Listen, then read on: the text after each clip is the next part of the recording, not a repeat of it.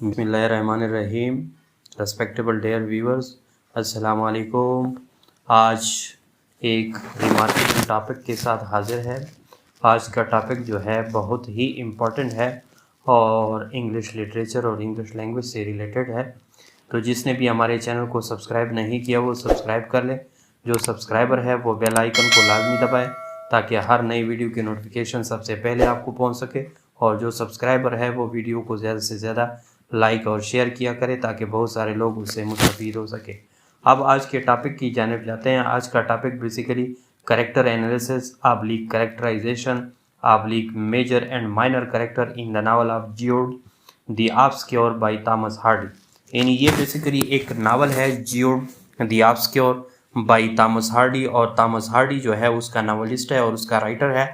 उसके अंदर सबसे पहले हम करेक्टर एनालिसिस करेंगे या करेक्टराइजेशन करेंगे या उसके मेजर एंड माइनर जितने भी करेक्टर्स है इस नावल के, ताकि समरी पे जाने से पहले उनके बारे में कंसेप्ट क्लैरिफाई हो और कौन कौन सा करेक्टर है और कौन सा रोल निभाता है और किस यानी इन करेक्टर्स का आपस में क्या रिलेशन है। तो ये सारी जानकारी और सारी इन्फॉर्मेशन आप लोग को जो है यानी यहाँ इस लेक्चर में मिलेंगे। तो सबसे पहले जैसे कि स्क्रीन पे आप लोग देख रहे हैं इंट्रोडक्शन है इस लेक्चर का। तो इंट्रोडक्शन में ये जियोड द ऑब्सक्योर ये बेसिकली एक नावल का नाम है, नावल की टाइटल है और उसका मुसन्निफ जो है थॉमस हार्डी है। और ये बेसिकली वो नावल है that explores the themes of the social class. यानी इसके अंदर सोशल क्लास को या समाजी क्लास पे जो है यानी ख़ास वो बहस की गई है। और नंबर 2 उसका थीम एजुकेशन भी है। नंबर 3 जो है उसका मैरिज भी थीम्स बन सकता है। और नंबर जो है यानी इसके अलावा जो थीम्स बनते हैं माइनर लेवल के the constraint of societal expectation यानी समाजी तवक्कात पे मबनी जो पाबंदियाँ होती है कंस्ट्रेंट होते हैं। Here is a character analysis of the major and minor characters in the novel. यानी ये बेसिकली इस इंट्रोडक्शन से आप लोग एक चीज़ सीख ले कि ये जो geode the Obscure by Thomas Hardy novel जो है ये बेसिकली क्लास या सोशल क्लास या समाजी क्लास, ये अपर क्लास है, ये लोअर क्लास है और ये मिडिल क्लास है। और उस जो सोसाइटी थी उसमें जो है इस किस्म के जो यानी क्लास बेस्ड यानी क्लासिफाइड सोसाइटी थी और उसमें एजुकेशन का क्या रोल था, उस वक्त मैरिज का क्या होता और जो सोसाइटल एक्सपेक्टेशन थे लोगों के तवक्कात थे वो क्या थे। ये बेसिकली इस लेक्चर में आप लोग स्टे कनेक्टेड रहे, ए टू जी उसको जो है फॉलो करें। इंशाअल्लाह अज़ीज़ काफ़ी सुदमंद और कारामद रहेगा। तो सबसे पहले यानी मेजर करेक्टर की जानब जाते हैं। यानी उसको मैंने ए से ज़ाहिर किया है स्लाइड में। तो उसमें जो पहला करेक्टर है यहाँ पे 2 नंबर, क्योंकि इंट्रोडक्शन में मैंने पहले नंबर दिया था। यहाँ पे जो फर्स्ट करेक्टर है और मेजर करेक्टर है वो जियोड फेवले है। जियोड फेवले, ये जियोड फेवले जो था the protagonist of the novel है, ये इस नावल का प्रोटैगनिस्ट या हीरो है। और ये कौन सा बंदा है? Geode is a working class young man. ये बिल्कुल वर्किंग क्लास से या लेबर क्लास से या जो लोअर क्लास के लोग होते हैं उससे उसका ताल्लुक है। With a deep desire for a knowledge, और उसकी एक ख्वाहिश होती है कि वो नॉलेज ही हासिल करें। और उसकी ये एंड अ ड्रीम, और उसकी एक ख्वाब भी होता है ऑफ अटेंडिंग यूनिवर्सिटी के वो भी तालीम हासिल करे। क्योंकि तालीम उस वक्त जो थी यानी बड़े यानी इलीट क्लास की जो है यानी समझी जाती थी और उनको जो है इस चीज़ में समझा जाता और गरीब जो थे अपने मसाइल का शिकार थे। और इसके अलावा ये जियोड फेवले जो करेक्टर है ही इज़ एम्बिशियस, यानी बेहतर से बेहतर की कोशिश करने वाला यानी एक बॉय है। एंड आइडियलिस्टिक, और उसने अपनी ज़िंदगी के एक आइडियल चीज़ें भी यानी आइडियल टारगेट या एम्बिशन या एम भी बनाए हैं कि उसके लिए आइडियलिस्टिक है। आइडियलिस्टिक से मुराद यानी रियलिस्टिक नहीं है, उसका आइडियलिस्टिक यानी एक आइडियल यानी एक कंजर्वेटिविटी माइंड रखता है, या यानी जिसको आप लोग जो है करामत पसंद भी कैसे कह सकते हैं, ये जिसको रिवायत पसंद भी कहा जा सकता है। But he faces numerous obstacle in the pursuit of education and personal fulfilment, यानी वो बड़ा आदमी बनने में और पर्सनल एजुकेशन हासिल करने में जो है काफ़ी जो है मुश्किलात का सामना करता है, ऑब्स्टिकल का। Jude's character embodies the struggle against the societal norm and the yearning for the personal freedom, अपनी ज़ाती जो आज़ादी है, पर्सनल फ्रीडम, और जो गरीब लोगों को हासिल नहीं होती उस ज़माने में, और सोसाइटल नॉर्म या जितने भी समाज के जितने भी रिवाजात थे उनके खिलाफ वो स्ट्रगल करता है बेसिकली। यानी इसी थॉमस हार्डी का जो यानी इस नावल में हमें क्लास बेस यानी जो कॉन्सेप्ट मिलता है और क्लास बेस पे हमें वो बताता है कि कैसे गरीब का बच्चा भी तालीम चाहता है लेकिन उसके लिए कितने ऑब्स्टिकल होते हैं, जिस तरह यहाँ पे ज्यूड फेवले की शक्ल में हमें दिखाया गया है। तो ये बेसिकली बहुत ही इंपॉर्टेंट नावल है। इसके साथ साथ 3 नंबर पे जैसा कि स्क्रीन पे आप लोग देख रहे हैं एनिसू ब्राइड हेड, ये अनदर कैरेक्टर था। एनिसू जो था is a central character and Jude cousin, ये ज्यूड की कजन भी थी, लेकिन she is describe as intelligent and unconventional. वो यानी ज्यूड की तरह यानी कन्वेंशनल नहीं थी, अनकन्वेंशनल थी, गैर रिवायती थी, इंटेलिजेंट जहीन भी थी एंड फ्री स्पिरिटेड और काफ़ी आज़ाद ख्याल भी थी। सू चैलेंजेस ट्रेडिशनल विक्टोरियन वैल्यूज़, यानी ये नावल चूंकि विक्टोरियन एज में इंग्लैंड में लिखा गया है तो इसी वजह से वहाँ जो विक्टोरियन एज के जितने भी वैल्यूज़ थे, अकदार वैल्यूज़ थे, मतलब कल्चर वैल्यूज़ थे, जितने भी वैल्यूज़ थे, नॉर्म्स थे, उन सब को वो जो है चैलेंज कर लेती है ये बच्ची। एंड सोसाइटल एक्सपेक्टेशन और सोशल यानी सोशल एक्सपेक्टेशन, जितने भी समाज के एक्सपेक्टेशन तवक्कात होते हैं उन सब को वो नॉकआउट कर लेती है, particularly in our view on marriage and sexuality, और ख़ास तौर पर अपना नुक्ता नज़र मैरिज के मुतालिक या सेक्सुअलिटी के बारे में वो अपना नुक्ता नज़र यानी अपना एक इनडिफरेंट एटीट्यूड रखती है।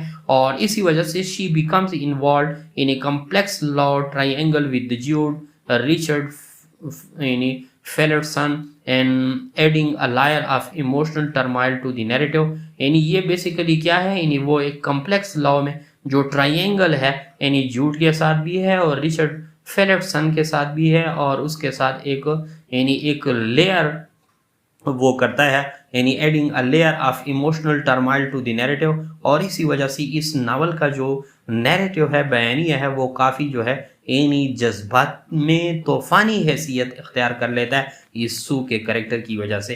तो ये बेसिकली जो है यानी ये भी सेंट्रल करेक्टर है और इसको आप लोग हीरोइन ऑफ द नावल भी कह सकते हैं। और इसी तरह जो प्रोटैगनिस्ट है वो हीरो ऑफ द नावल है जिसका नाम जूड है। इसी तरह 4 नंबर पे एराबिला डॉन, एराबिला डॉन जो है is the Jude first wife, ये ज्यूड की पहली वाइफ थी whom he marries in haste after and impulsive encounter, यानी एक जल्दबाजी में उसके साथ जो है शादी की गई थी। She is sensual and impulsive woman who manipulate Jude to marry her and later reappear to complicate his life, यानी वो ऐसी सेंसुअल हसास किस्म की एंड इम्पल्सिव वेमेन थी जिसने ज्यूड को जो है वरगलाया था कि उससे मैरी करे, और लेटर रीअपेयर दोबारा जाहिर होती है टू कम्प्लिकेट इज लाइफ कि उससे ज्यूड की लाइफ मजीद भी पेचीदा बन जाती है। एराबिला रिप्रेजेंट यानी बेसिकली ये करेक्टर जो है इस नावल में शो करता है, नुमाइंदगी करता है the destructive forces of passion, जज्बात के उस नुकसान देने वाले तबाकुन यानी कुव्वतों का, and the consequences of impulsive यानी डिसीजन, और उन जज्बात में लिए गए फैसलों के इम्पल्सिव डिसीजन का यानी उनके नताइज शो करती हैं। ये जो करेक्टर है बेसिकली यानी ये हमें एक तो representation of destructive forces of passion, जज्बात के नुकसानात हमें बताती है, जो हार्ट का मान लेते हैं वो बाद में फिर उसके कॉन्सिक्वेंसेस क्या होते हैं, ये बेसिकली इस नावल में ये रिप्रेजेंट करती है। इसके बाद 5th नंबर पे जो है रिचर्ड यानी फेल्डसन है, और Richard is a school master, एक स्कूल मास्टर है, वो बिकम्स रोमांटिकली इन्वॉल्व विद सू, जो सू के साथ यानी रोमांस में या रोमांटिकली या लव अफेयर में इन्वॉल्व होते हैं। ही इनिशियली मैरी सू, यानी वो इब्तदाई तौर पे सू से तो शादी कर लेते हैं, एंड लेटर यानी डाइवोर्सेस हर, उसको दोबारा तलाक भी देता है, when she expresses her desire for more open relation, जब वो जो है यानी इजहार कर लेती है ओपन रिलेशनशिप के लिए ताल्लुक। रिचर्ड एम्बॉडीज ये रिचर्ड का जो करेक्टर है वो मुश्तमिल है द कन्फ्लिक्ट, उस तजाद पे मुश्तमिल है between traditional and societal expectation and personal desire, कि किस तरह एक इंडिविजुअल जो है यानी ज़ाती उनके क्या पर्सनल डिज़ायर उसके क्या होते हैं मुआशरे में, और मुआशरा उससे सोसाइटल यानी एक्सपेक्टेशन उससे क्या तवक्को रखती है, वालिदैन वगैरह और उसके जो है अजीज़ व अकारिब, और ट्रेडिशनल या इसके अलावा यानी जितने भी ट्रेडिशनल सोसाइटल एक्सपेक्टेशन होते हैं या उसकी पर्सनल डिज़ायर होती है, उनके दरमियान इस कन्फ्लिक्ट को इस नावल में रिचर्ड फेल्डसन जाहिर करता है कि कैसे यानी रिवायती तौर पे या मुआशरती तौक़ात होते हैं एक बंदे से, इंडिविजुअल से, और कैसे उसके ज़ाती ख्वाहिशात होते हैं, तो अक्सर लोग जो है यानी इस नावल में ज़ाहिर किया गया कि वो जो पर्सनल डिज़ायर्स होते हैं वो छोड़ जाते हैं और लोगों की उसको तरजीह देते हैं, जिसमें बाद में उसके लिए परेशानी का बायस बनते हैं। As he tries to reconcile his love for Sue with his adherence to societal norm, ताकि मुआशरे की उस नॉर्म या वैल्यूज़ को जो है के साथ वो एडहेरेंस रखे, उसके साथ अटैच रखे। इसी वजह से उसने ममासिलत भी इख्तियार की कोशिश की थी कि दोबारा उसका लॉ अफेयर जो है कामयाब हो सू के साथ और वो रिकॉन्सिल मसले साजी भी करे, लेकिन जो है यानी इस चीज़ से उसकी रिप्रेजेंटेशन या उसका नावल जो है नावल में पोजीशन जो है वाजे हो जाती है। अब ये तो थे मेजर कैरेक्टर। माइनर कैरेक्टर की तरफ आ जाए नंबर 6 पे, यानी माइनर कैरेक्टर जैसा कि स्क्रीन पे ऑन ड्रोसिला, यानी ऑन ड्रोसिला जो था is Jude great aunt who raises him, यानी यहाँ पे ये वर्किंग क्लास से या बिल्कुल लोअर क्लास से उसका ताल्लुक है और उसको हम यानी आंट जो है यानी उसकी कस्टोडियन है और उसकी परवरिश करती है। She is a strict and conservative woman who discourage Jews pursuit of education, यानी बड़ी सख्त और कदामत पसंद औरत है, यानी रिवायत पसंद औरत है। वो डिस्करेजेस जो बिल्कुल हौसला शिकनी करती है ज्यूड की परसूट ऑफ एजुकेशन, कि बड़े लोगों का काम है, आप इसकी क्यों पीछा ताक़ुब करते हैं। बिलीविंग उसका ये यानी यकीन होता है that it is behind is social status, कि ये उसके समाज के हैसियत से आगे वाली बात है। Her influence contribute to the limitation and struggle Jude faces throughout the novel, और उसका जो इन्फ्लुएंस है वो काफ़ी जो है क्या कर देता है, कंट्रीब्यूट्स यानी अपनी पार्टिसिपेशन या अपनी जो है यानी हिस्सा उसमें डालता है to the limitation and struggle, उस लिमिटेशन जो हुदूद है गरीब लोगों की ज़िंदगी में या मादूदियत है उनकी तरफ, and struggle of the Jude, और ज्यूड के जो है स्ट्रगल पर जो faces throughout the novel जो पूरे नावल में वो फेस करते हैं। 7 नंबर पे मिस्टर यानी फेलटसन है, यानी ये रिचर्ड ओल्डर फ्रेंड है, यानी उम्र में उससे बड़ा है, एंड मेंटर और उसका मोहसिन और यानी उसका जो है यानी वो उसका यानी मास्टर की हैसियत या उसका जो है यानी इंस्ट्रक्शन देने वाला या समझाने वाला बंदा भी है।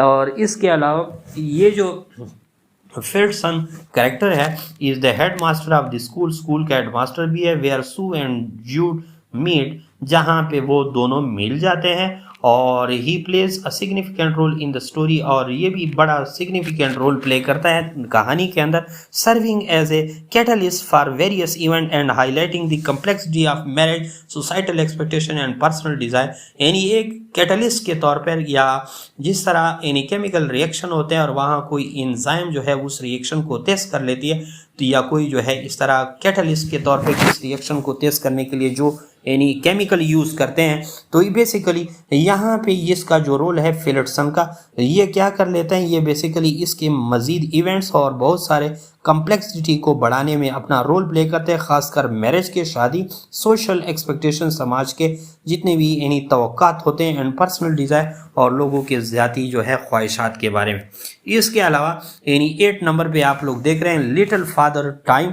ये लिटिल फादर टाइम जो था is a Sue and Jude son, he represent the consequences of the characters यानी child and oppressive weight of societal norm, यानी ये बेसिकली यानी सू एंड जूड का एक बच्चा था और ये यहाँ पे नुमाइंदगी करता है उन नताइज का, कॉन्सिक्वेंसेस का ऑफ द करेक्टर चॉइसेस, जो करेक्टर खुद किस चीज़ का इंतखाब करता है, and the oppressive weight of the societal norm, और उस पे मुआशरे की तरफ से जो दबाव होता है, वज़न होता है, यानी जुल्म बर्बरियत होता है, उसको ये रिप्रेजेंट करता है। His presence in the novel adds a tragic element and forces the character to confront the consequences of their action, यानी इसका जो प्रेजेंस इस नावल है ये बेसिकली ट्रेजिक एलिमेंट को ऐड कर लेता है इसी नावल में, एंड फोर्सेस और जोर देता है द कैरेक्टर उन तमाम कैरेक्टर पर टू कन्फ्रंट कि वो सामना करें the consequences of their action, जो भी उसके एक्शन है उनका वो नताइज का सामना कर सके। इसके बाद जो है 9 नंबर पे एनी एंड सारा है। एनी एंड सारा आर यानी Arabella friends who aid her in tripping Jude into marriage, यानी ये उसके फ्रेंड थे जो जूड को पंसाने में जो है वो उसने इन्हीं ताकि वो उसे इन्हीं मैरिज कर सके, तो इसी वजह से वो जो है उसके फ्रेंड भी थे। They contribute to the manipulation and control exerted by the Arabella and exemplify the societal expectation and constant place upon women, यानी ये जितने भी वेमेन के ऊपर रिस्ट्रिक्शन थे, कंस्टेंट थे, पाबंदियाँ थी, सोसाइटल एक्सपेक्टेशन थे, ये बिल्कुल यानी इन्होंने उस चीज़ के लिए कंट्रीब्यूट किया और ख़ास तौर पे जूड के अगेंस्ट जो है यानी अपनी फ्रेंड एराबिला की जो है हेल्प आउट किया था ताकि उसको जो है पंसा कर उससे शादी उसकी हो जाए। ये तो 9 नंबर पे था। अब 10 नंबर पे कंक्लूजन की तरफ जाते हैं। This character both major and minor interact with each other, ये एक दूसरे के साथ इंटरेक्ट करते हैं, play a crucial role in shaping the narrative of Jude the Obscure, each character brings their own desire, यानी हर कैरेक्टर के अपने अपने डिजायर है, ख्वाहिशात है, कन्फ्लिक्ट तजादात है, फ्लाज और उसके अंदर जो है यानी शॉर्टकमिंग्स है या कमजोरियां है, highlighting the complexity of human nature, और ये नावल बेसिकली एक एक इंसान की इंसानी फितरत की पेचीदगियों को जो है हाईलाइट करता है, and the challenges face in navigating societal expectation, और ये उन चैलेंजेस को जो वो कैरेक्टर सामना करते हैं इन नेविगेटिंग यानी सोसाइटल एक्सपेक्टेशन, जो मुआशरे की तवक्कात के बरक्स जो वो काम करते हैं। तो बेसिकली ये नावल जो है यानी विक्टोरियन एज के वो सोशल क्लास के बारे में है। नीचे जो है प्रोफेसर सैयद इशफाक अहमद शाह यानी हेब्राइड इंग्लिश लर्निंग एम्पायर, ये हमारा यानी यूट्यूब चैनल का टाइटल भी है और फेसबुक पेज का टाइटल भी है। आप लोग फेसबुक पेज को जो है लाइक एंड फॉलो भी कर सकते हैं नए नए लेक्चर के लिए, और हमारे इस यूट्यूब चैनल को जो है यानी आप लोग फॉलो और लाइक और सब्सक्राइब भी कर सकते हैं। Thanks for watching.